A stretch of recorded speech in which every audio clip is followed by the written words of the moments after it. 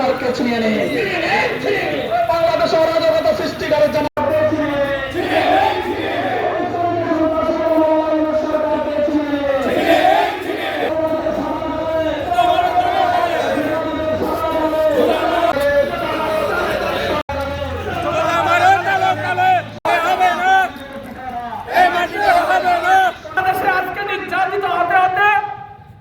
হিন্দু সমাজ জাগরিত হয়েছে।